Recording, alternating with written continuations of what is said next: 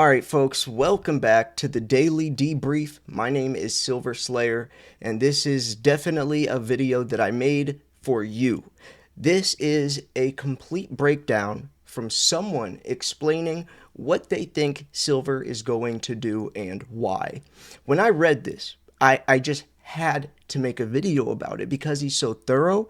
He gives a very strong opinion on what he thinks is going to happen, and he knows what he's talking about. He gives facts, he gives information, he gives data, he compares things, and at the end, he literally breaks it down as plain and simple as you could. Usually, when I hear forecasts or price outlooks or predictions, it's very mundane and surface level, and there's nothing actually being said besides the obvious of this or that. It could go this way or that way. This guy has an opinion, and it's very good. So, without further ado, make sure you subscribe because I post 1 or 2 videos a day covering the world of precious metals. Nothing goes by me. I always keep you guys in the loop. Now, let's jump into it. This is from investing.com. It was posted yesterday, well, 2 days ago for you. Now, has a new bullish wave begun. I will link this article in the description. Silver is entering a phase that deserves closer attention, not only because of its appeal to speculative traders, but also because positioning data is beginning to paint a more coherent picture of the potential direction ahead. In my view, the recent decline in silver prices is not, at this stage, sufficient reason to abandon the bullish outlook. Instead, it may be part of a repositioning phase ahead of another attempt to regain upward momentum. More importantly, large speculators have reached their most bullish positioning in silver in more than 2 years, while commercial traders have also started to improve their positions. I see this development as more significant than short-term price action alone. Now, he also says some very I love how direct he is about his opinion, and I think he's right. I've been saying when silver was $56, $57 and it kept, it kept banging its, I guess, feet against that floor, and it would go back up towards 60 and then go back down. I was saying that this is probably the bottom because there's so much stability being built at 57. So there's a lot of support, which means it's harder to break below it. And it did that like 7 times, meaning that if it ever does go back down there, there's no way it will break below it. Now it could, but right now it's looking like that was the bottom. Now we're going to start going back upwards, which is also why when silver was at 57, I was mentioning that this is the best time to buy. You probably won't be able to find these types of prices potentially ever again, but who knows? So what makes the silver price outlook more constructive is that the signal is not coming from a single group of market participants. I typically remain cautious when net positioning among large speculators rises sharply, as excessive optimism can sometimes precede a price correction. However, when commercial positions, often viewed as more closely linked to hedging activity and underlying physical market demand, begin moving in the same direction, that picture becomes different. We're also beginning to see a degree of convergence among the different components of the COT data. In my view, this is a supportive factor for bullish outlook rather than simply another short-term speculative signal. It is important, however, to not fall into the trap of making direct historical comparisons. That's a good point. In 2018, commercial traders also improved their net positioning ahead of a significant move in the silver market, but I do not believe the current data justifies saying that history is repeating itself in an identical manner. What matters more to me is the underlying behavior. Commercial positions are gradually shifting towards the long side, while large speculators continue to maintain elevated levels of optimism. And we're talking about, I'm going to pause real quick. We're talking about the most bullish they've been in 2 years. So the last time they were this bullish, it was when silver broke not only just above 50, or I guess you could even say, that whole time that silver was obviously going to do something insane, that was the last time they've been this bullish. So something's happening with silver right now that's making everyone start to think that there's something here again. And remember, silver's jumped $10 in the last 7 days. 7 days ago, 8-3, silver was $56. Today, it's $66. So, and it's only looking like it's going upwards more. So this type of positioning shift could indicate that market forces are preparing for a different phase, particularly if it coincides with a renewed recovery in silver demand and continued fundamental support for precious metals, both gold and silver, which gold is at what right now? What's the high with gold right now? Something insane. In my assessment, the key question for investors now is not whether silver's already entered a fully developed bullish wave, but whether the conditions required for a new advance are gradually taking shape. My answer leans towards yes, but with a clear degree of caution. That is huge, right? And this really is everything, right?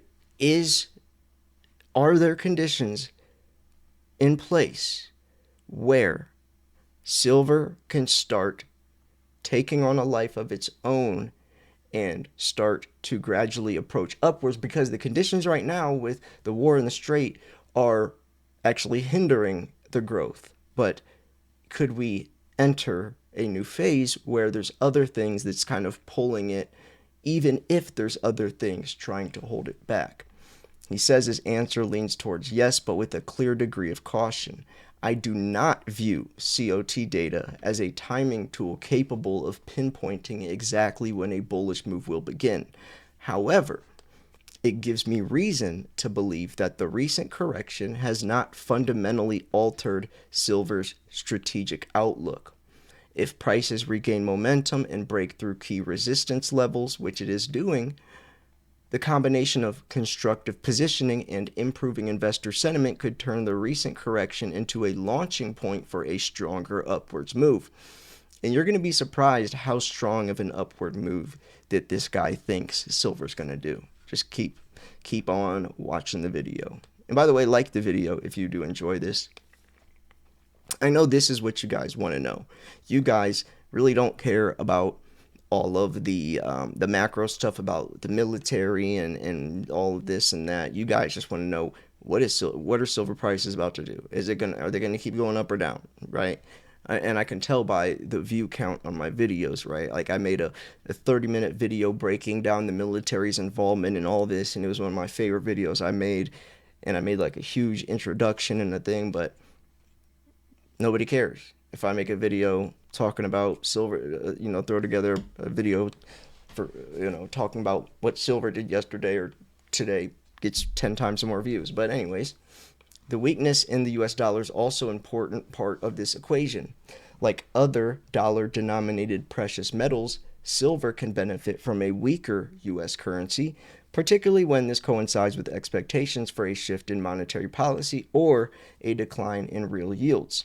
At present, continued signs of weakness in the dollar index provide another layer of support for silver, or the silver price outlook. This does not mean the relationship will be linear or that every decline in the dollar will automatically translate into higher silver prices. It usually does, though. But however, a weaker dollar removes one of the major headwinds facing precious metals and could help create a more favorable environment for the broader bullish trend. I definitely think the dollar index is a huge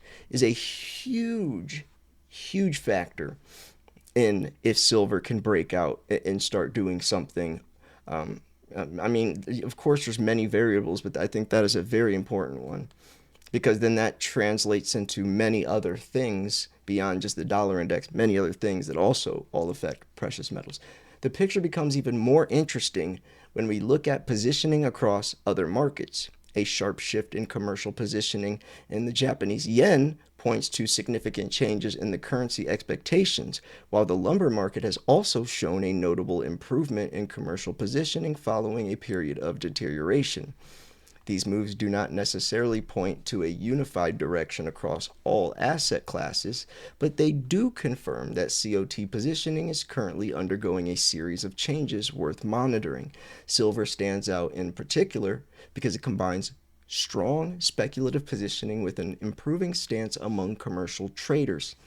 Against this backdrop, I believe silver's ability to absorb the recent decline will be a critical test of the underlying trend.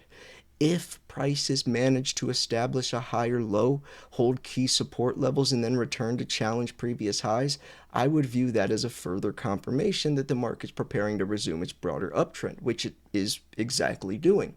Conversely, a decisive break below major support levels, accompanied by a strong selling momentum, could indicate that the market needs a longer period of consolidation or correction before the bullish trend can resume. And even if that happens, and honestly, I would prefer that to happen because then we can keep on getting silver for cheaper when we obviously know that it's not going to stay at those low prices. That, like they mentioned, a longer period will still consolidate. I mean, it'll still go up. It just might take a little longer. Some people are ready to offload. They're ready to, go pay off their mortgage and retire and whatever. Some other people are just getting started and want time to be able to stack silver while it's still relatively cheap. It just depends. I know a lot of people that are new stackers, and they obviously don't want silver to skyrocket tomorrow. They're just now starting to build a stack, period. So, anyways, for that reason, I would not use the increase in bullish COT positioning as a standalone investment signal. It should instead be assessed alongside price action, the US dollar, treasury yields, and investment flows. Based on the current evidence, my medium-term outlook for silver remains constructive, although the market could go through a period of volatility before a clear bullish wave emerges. My view is not that silver will rise in a straight line, rather, I believe the probability of a resumption of the broader uptrend has improved compared with the period before the latest shift in market positioning became evident. If commercial positioning continues to improve while large speculators maintain elevated levels of optimism, this could provide a stronger foundation for another leg higher. Let me reread that. If commercial positioning continues to improve, which has been happening, while large speculators maintain elevated levels of optimism, which has been happening, this could provide a stronger foundation for another leg higher. Ultimately, I believe silver is approaching a pivotal phase. The recent pullback has not invalidated the bullish scenario, while the COT data currently offers one of the more interesting signals in the market, particularly as large speculator optimism has reached its highest level in more than 2 years, and commercial traders are beginning to move in the same direction. From a macroeconomic and financial perspective, I therefore believe the question is no longer simply can silver rise, but rather are we witnessing the beginning of a new phase of repricing? For now, my views lean towards the possibility that a new bullish wave in silver is becoming increasingly likely. However, final confirmation will depend on the market's ability to regain upward momentum and maintain its key support levels. This is how forecasts should be written. Very clean, easy to read. No craziness, mumbo jumbo to try to sound smart. You could tell he's writing this for anybody to be able to understand. He doesn't need to use big words. He doesn't need to try to do any of that or sound smart. It's just, what he says makes a lot of sense, and the reasons why he's coming up with his opinions makes sense. Now, there's some other things he didn't even touch, which is like the sixth structural supply deficit, things on that nature where silver could pull away from gold is this, and he mentioned it several times: What matters more is the underlying behavior. Commercial positions gradually shifting towards the long side, while large speculators continue to maintain elevated levels of optimism. Right? It's both sides of the coin that are coming together. It's not just one or the other. Like he said, usually if it's one, he won't look at it, he won't just take note, but both of these, that's something to, to take note of, right? He says it right here again. More importantly, large speculators have reached their most bullish positioning in silver in more than 2 years, and commercial traders have also started to improve their positions. That's very important. But remember, there are other variables, and for the macro, the longer term, silver still has something going for it that gold doesn't. They're both great ways to park your money in something as the dollar loses its purchasing power. Anyways, I'm going to wrap this video up here. Thank you so much for tuning in. Hopefully I earned your subscription, especially if you want daily silver videos like this. I'll probably start uploading 2 videos a day, one in the morning and one in the afternoon or evening time. Always in the evening, sometimes, or I'm going to try to also post in the morning. There's just so much going on, and I don't want to miss any of it just because I post once a day. Because right now, posting only once a day means that I have to sacrifice some certain conversations or topics, and I got to pick and choose, and I don't like that. I might as well just cover it all. So anyways, yeah, I'm going to wrap this video up here. Thank you so much for tuning in. This was Silver Slayer. I will see you guys tomorrow. Peace. Or actually, I'll see you guys later today. Peace.